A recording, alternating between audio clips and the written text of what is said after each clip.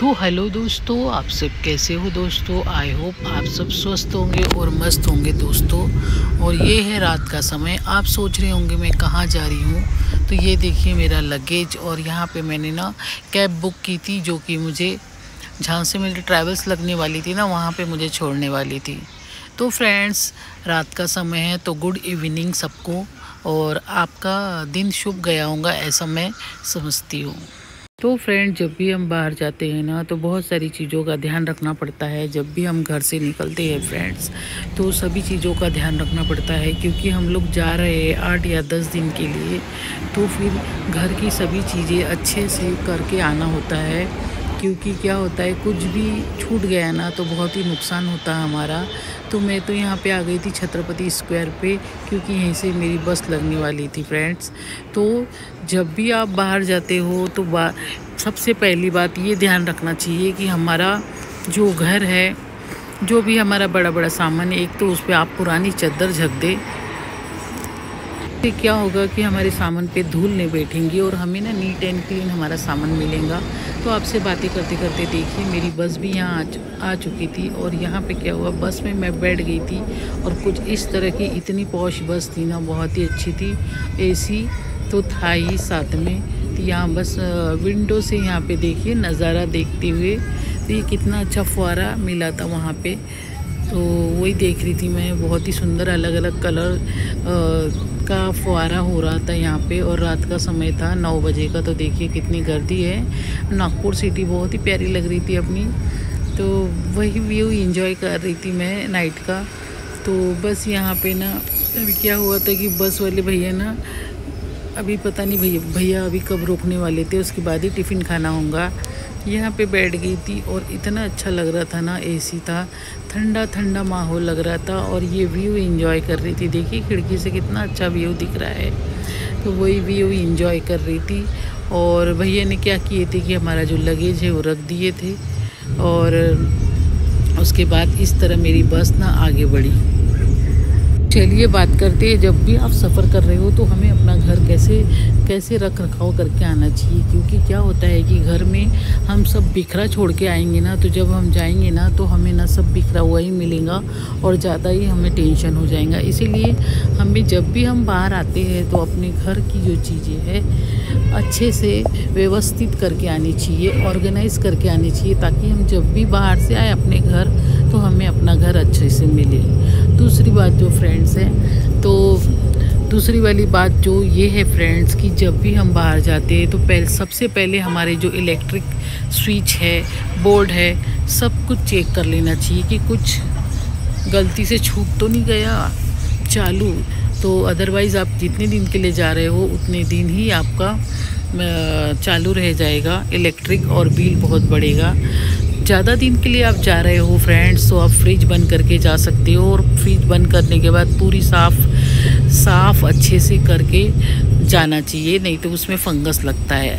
Otherwise आप जा रहे हो 10 दिन के लिए या 5 दिन के लिए या 1 वीक के लिए, 2 वीक के लिए, तो फ्रिज चालू ही रहने देना चाहिए, नहीं निकालना चाहिए उसमें से सामान। तो ये सब चीज़ों का ध्यान रखना है हमें। और दूसरी बात, आपके घर पौधे हैं तो पौधों का भी आपको पूरी तरह ध्यान रखना है फ्रेंड्स। क्योंकि क्या होता है कि जब हमारे पौधे जो रहते हैं, जब हम रहते नहीं हैं, पानी नहीं मिलता है, और अभी समर चालू है, गर्मी, तो मर जाते हैं। एक तो फिर आप किसी पे विश्वास करते होंगे तो आप अपने गेट की चाबी किसी पड़ोसी के पास रख के जाए, या फिर बता के जाए कि भाई हमारे पौधों को आप पानी देना, और तभी आपके पौधे जिंदे रहेंगे। क्योंकि अदरवाइज़ पानी ना मिलने के कारण पौधे मर भी सकते हैं। तो इस बात का भी आपको ध्यान रखना है फ्रेंड्स, अपने पौधों का भी आपको, झाड़ का भी आपको ध्यान रखना है। 4 नंबर की टिप्स है फ्रेंड, जब भी आप घर के बाहर जाए सफ़र करने, तो अपनी जो गैस है, सिलेंडर है, उसको स्विच ऑफ कर दे, ताकि गैस कभी भी धोखा ना दे। तो वो ज़रूर आप करके जाए, क्योंकि ये चीज़ बहुत ज़रूरी है। चेक कर लिए जब भी आप जाए, तो घर की सिलेंडर जो है बटन बंद है या नहीं है, ये सब चीज़ें चेक करना बहुत ज़रूरी है फ्रेंड्स।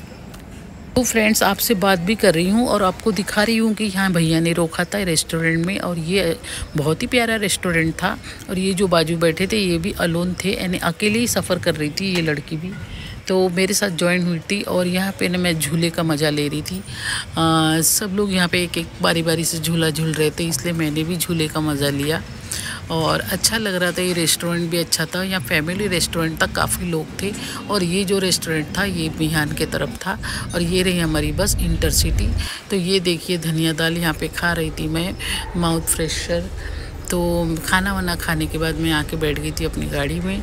तो फ्रेंड्स, जब भी आप अकेले जाते हो कुछ बातों का तो और भी ध्यान रखना चाहिए, क्योंकि अकेले जब हम सफ़र करते हैं तो इन सब बातों का ध्यान रखना बहुत ज़रूरी है कि किसी के साथ में ना ज़्यादा मीठी मीठी बातें ना करें।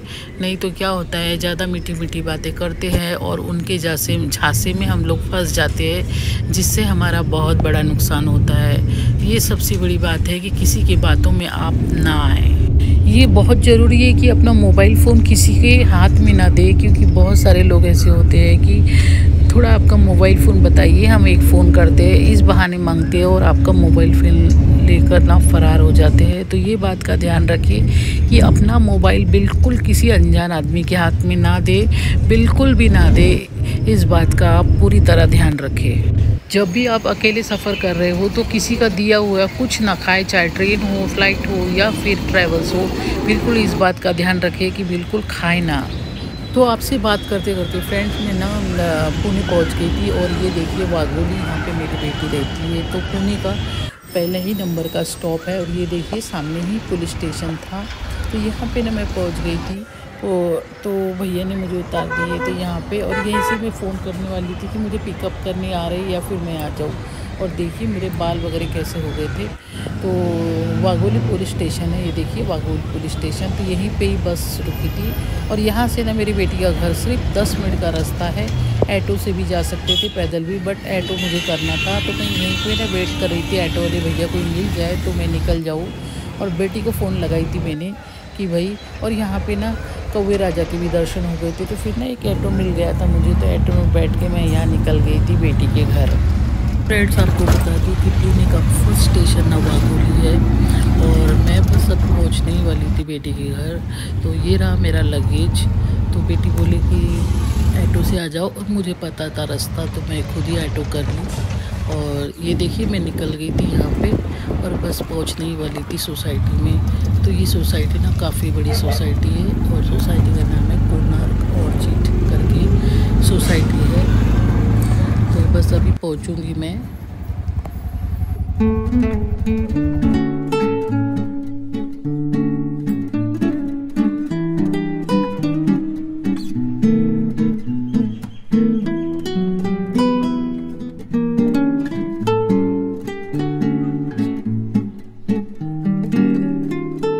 तो उसके बाद ना फ्रेंड्स यहाँ पहुँच गई थी और ये है एफ विंग। यहाँ पे मेरी बेटी का फ्लैट है ये ऑफिस में। तो यहाँ पे ना ABCD ऐसे अलग अलग विंग्स दिए बिल्डिंग के नाम। और ये देखिए कोणार्क ऑर्चिड सोसाइटी लिखा है यहाँ पे। और यहाँ पे देखिए जो भी यहाँ रहते हैं ना उनके नाम लिखे हैं यहाँ पे। तो यहाँ पे देखिए 8, 9, 10 ऐसे फ्लोर लिखे और 11th फ्लोर पे देखिए यहाँ पे लिखा है शेखर मयूर हिंगनेकर। तो यही उनका फ्लैट का नंबर है 1104। तो बस अभी मैं इस पे बैठ जाऊंगी लिफ्ट में और पहुंच जाऊंगी ऊपर बेटी के घर फ्रेंड्स। तो फ्रेंड्स कुछ इस तरह का रहा मेरा सफ़र नागपुर से पुणे। और जब आप अकेले सफ़र करते हो तो किस बात का ध्यान रखना चाहिए ये भी मैंने आपसे शेयर किया। और पहुंच गई थी बेटी के घर। तो यहाँ पे ना नाश्ते में मैगी बनाई थी बेटी ने, तो वही मैं इंजॉय कर रही थी। उसके बाद दोपहर का खाना इंजॉय किया। तो आई होप फ्रेंड्स आपको मेरा ब्लॉग पसंद आया होगा फ्रेंड्स। तो मेरे channel life journey with MD को ज़रूर सब्सक्राइब करें। आप अपना ध्यान रखें। मिलती हूँ और एक नए वीडियो में, तब तक के लिए बाय दोस्तों।